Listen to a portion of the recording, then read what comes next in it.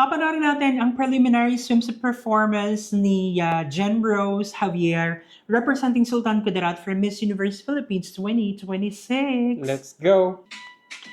Ayun na si Jen Rose. Face card. La, Ganda ng batang to. very siya, baby face.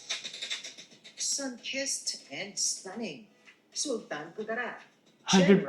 Javier. Grabe, no?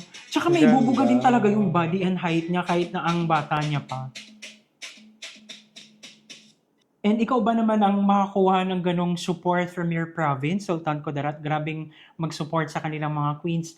Yung tipong gagawin mo na lang talaga is mag-perform sa stage to put yourself out there and be the next queen of the Philippines. Parang, di ba? Ano, nagaganda ako sa kanya. Very young yung, alam mo yun, fresh looking yung ganda niya na parang, ano ba? Tsaka sobrang beauty queen-ish din talaga yung datingan niya, yung aura niya, yung vibe niya, ganun. So, if you think na deserve niya ang spot to the grand finals, don't forget to visit the Maya app and you can claim your one free vote each and every day to support Sultan Kudarat.